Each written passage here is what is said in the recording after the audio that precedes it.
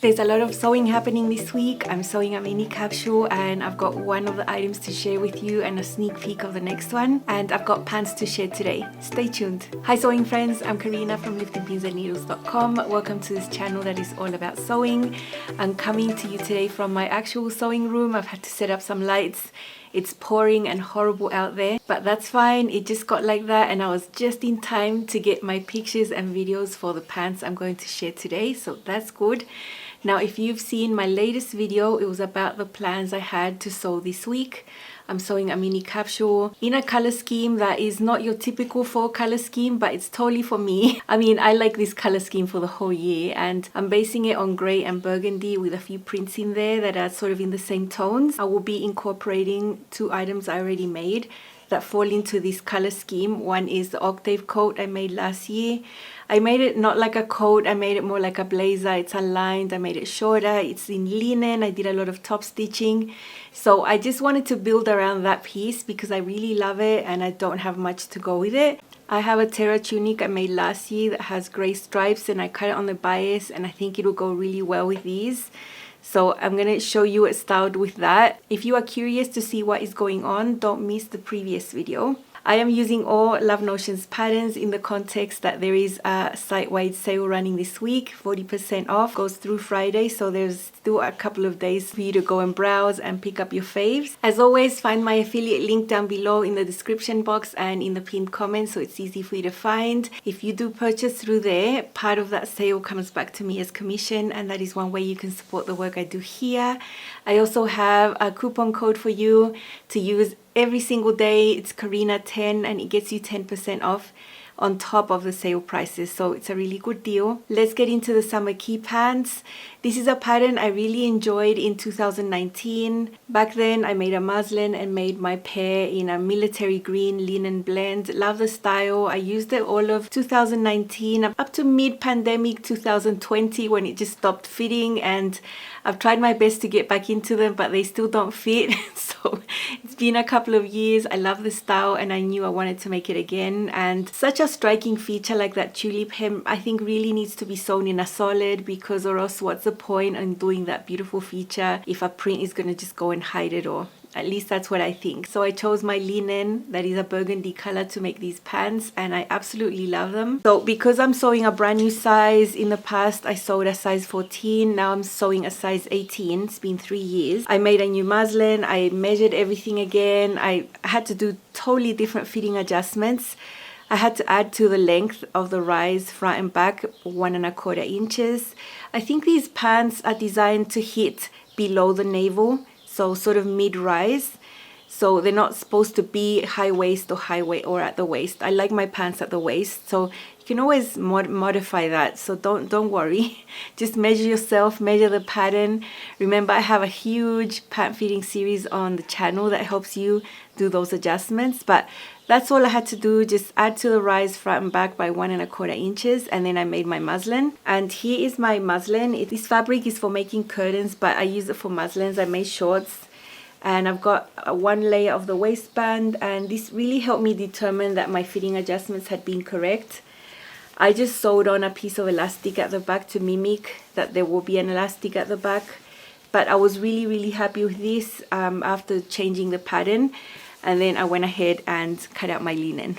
Last time I made the Summer Caye pants, I also made a similar muslin like this, so don't skip it. You know, if your size has changed, if you are sewing a smaller size than before or a larger size than before, don't assume you need to do the same fitting adjustments, because everything can change, believe me. So yeah, this was totally worth it. I just wouldn't want to cut into that linen and then have the pants not fitting correctly, you know. Back in 2019, I did film some footage, but back then I didn't have a camera or a tripod. I was filming a lot of handheld footage. There has been an improvement on the channel, of course, in all the technical aspects. So I wanted to go and film a few things while I was sewing these again and just talk you through that. I'm not following the original order of events here. Just started filming in the same way that I was sewing, so there probably is a different order, but you end up with the same amazing pants. So the Summer Caye pants have a flat front and an elasticated back, but it's just one waistband piece and it's curved. So you cut this waistband piece on the fold and you get a curved shape like that.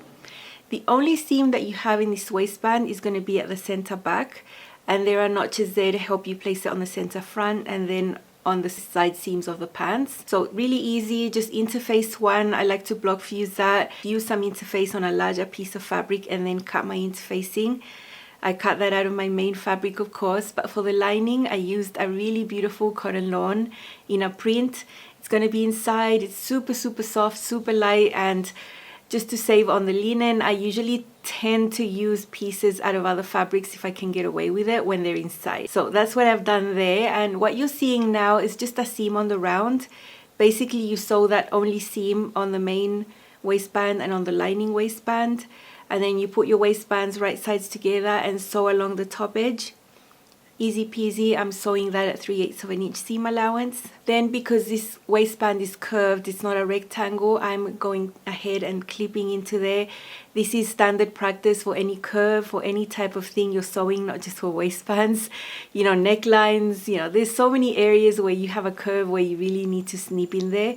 I like the 3/8 seam allowance. You don't need to trim anything away. I think it's an appropriate seam allowance to leave inside. Another thing I've already done here with the main waistband is sew a guide stitch at the bottom, all along the bottom edge at 3/8. I do it with a long stitch length so then I can just remove that after. You want to press that 3/8 of an inch in towards the wrong side, and that's going to help later when we put the waistband on. I just like my traditional type of waistband where you sew in one side, you flip it to the other, and then you sew it again. So that's the way I'm doing that. So that's why you see that guide stitch there, so I can fold it in. So this is a little piece left over of my linen. I know it looks red, but it's burgundy, so that's what I'm using, and this is the cotton lawn I'm using, so I think they go really well together.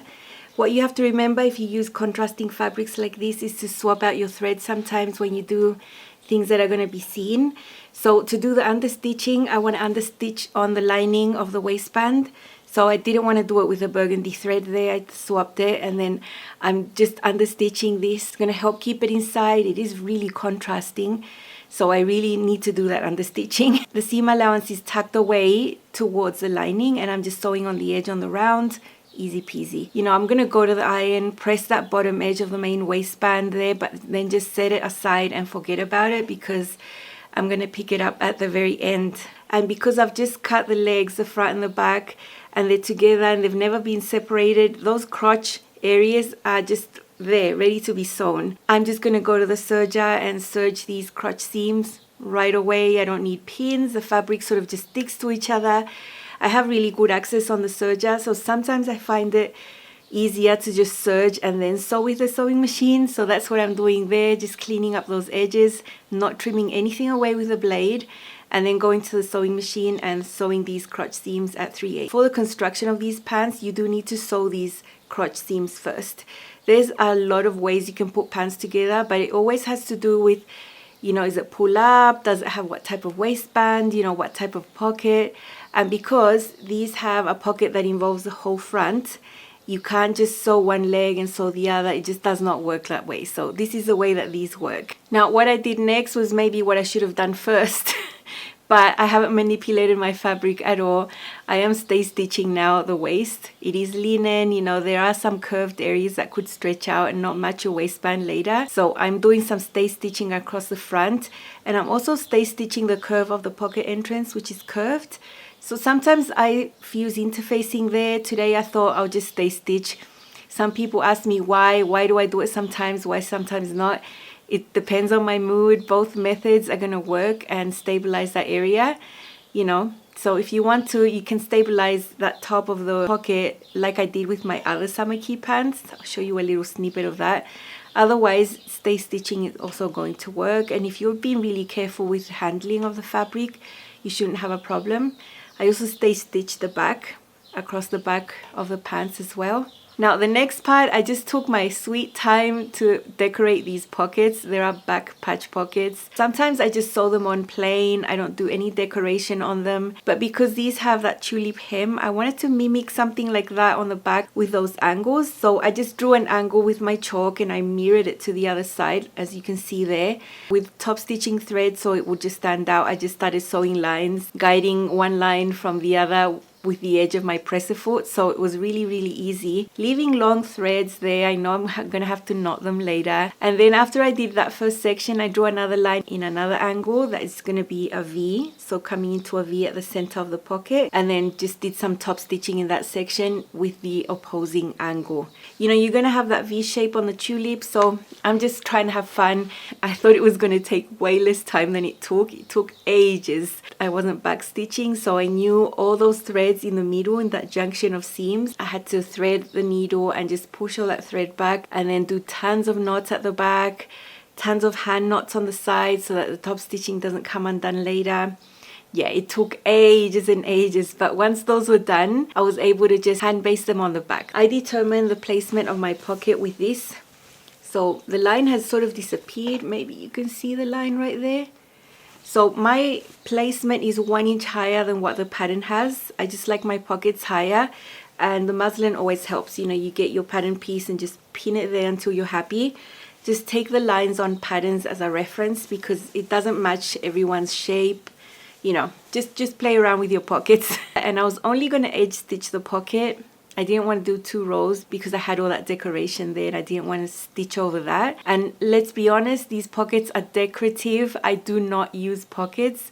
Like, they're just decorative. I'm never going to put not a single thing in there, so I don't need them to be extra reinforced and whatnot. So now that the back is done, the crotch and the pockets, I can just set the whole back aside and forget about it, start working on the front. We had already sewn the crotch of the front. As you can see, we just put the pants on the table right sides up, and then we put our pocket lining on top. You can see it goes across the whole front, so it's really nice. It gives you a lot of tummy support. Your tummy just feels so nice in there with all those layers of woven. And if you want to see in detail how to sew this, I filmed it in a video I made about the Allegro bottoms just a few months ago. It's really detailed there how to sew this on.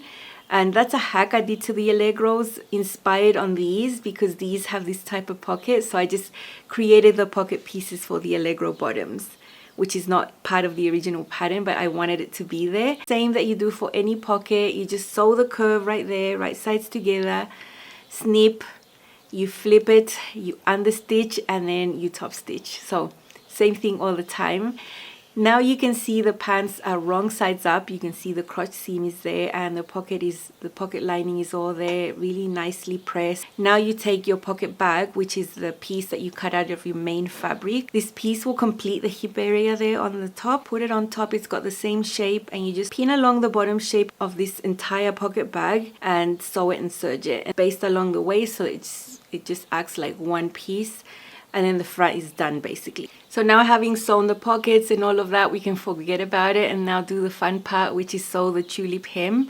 It's not hard. There's one pattern piece. They are called tulip cuffs, and you cut 2 pairs mirrored. So one of the edges will go in the center and the other edge will go on the side. I just decided to put a chalk mark there on the ones that are going to go on the center, press them wrong sides together so you have these pieces.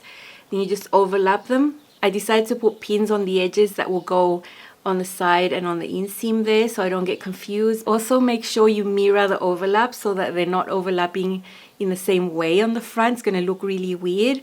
So just make sure you overlap them mirrored. Baste them around the top. So on the bottom of the front leg you have that cutout shape. What I did there was a little bit of stay stitching and a dot where the pivot point is. That's just the intersection of the 3/8 seam allowances there in that angle. I drew that dot with a friction pen and then I can just snip into there and that will allow this area to extend.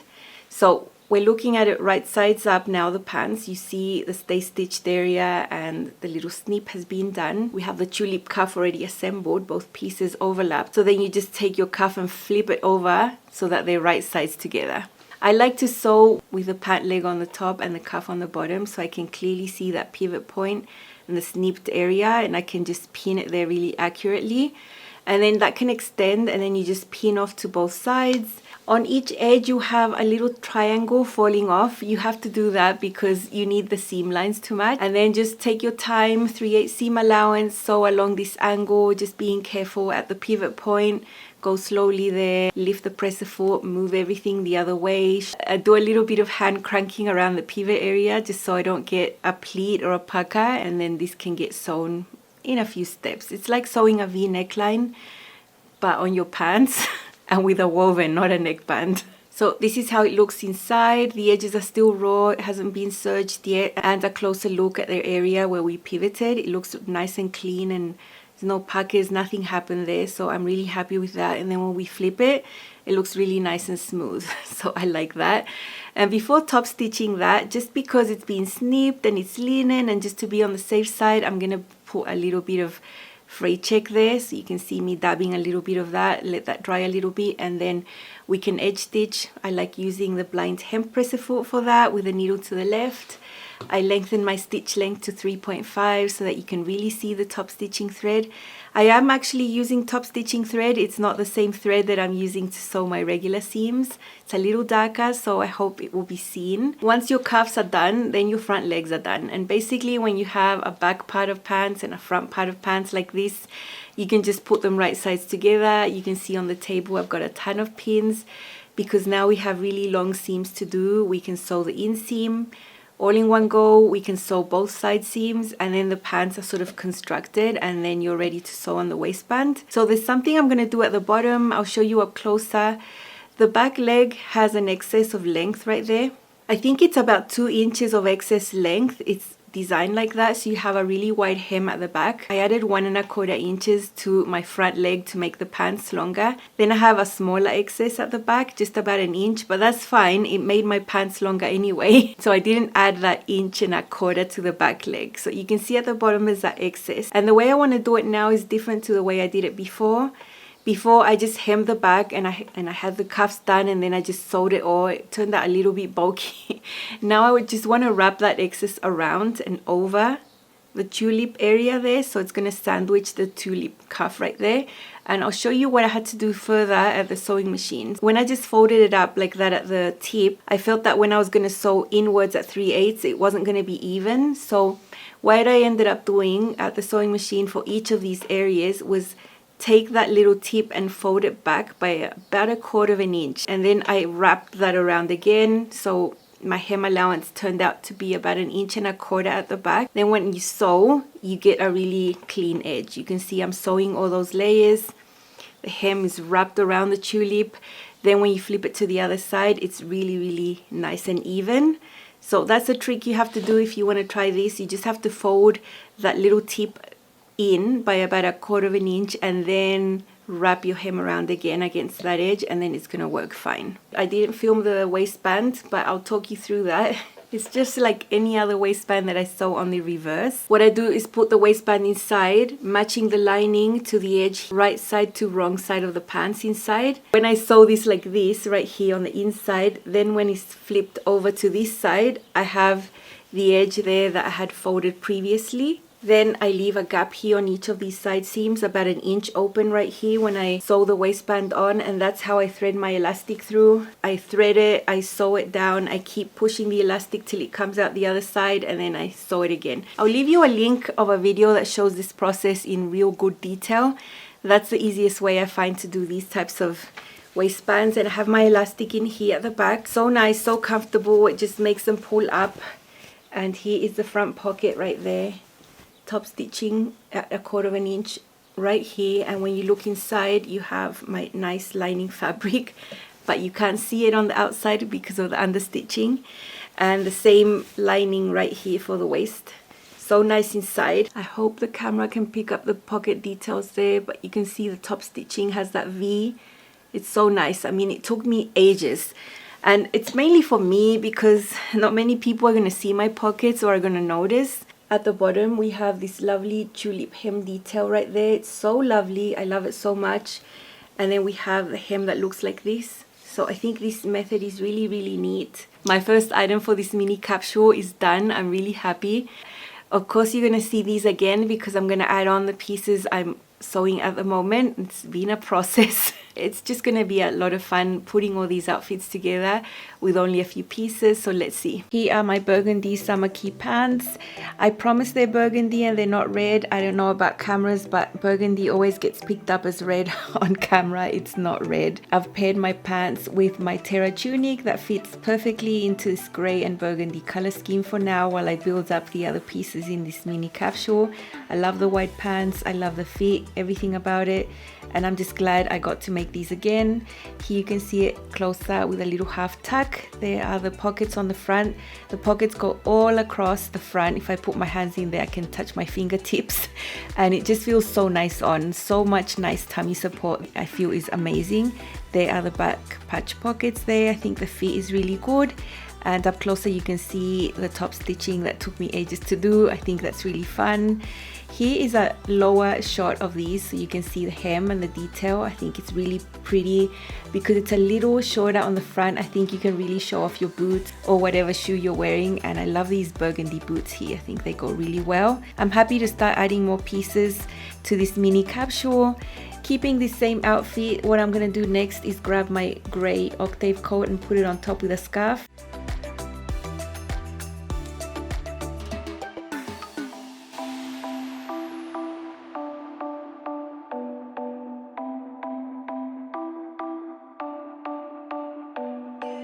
So here is my OmgLoSteve coat on. This is not an actual winter coat. It's made out of linen. It's shorter, it's unlined, it's a very light layer. This is appropriate for my Brazilian winter.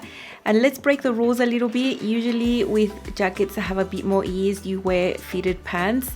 But let's just wear wide leg pants with it. You know, it's all about the way that you feel in the clothes. Sometimes you can break the rules, and I feel amazing in this outfit. Wide leg pants with a wider jacket, why not? I feel really comfortable, nothing is constricting. I love the color scheme, how everything comes together here with the scarf and my handbag that I love so much.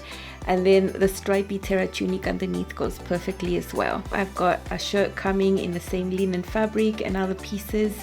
And yeah, it's going to be really fun to style these items that I'm creating in this special week.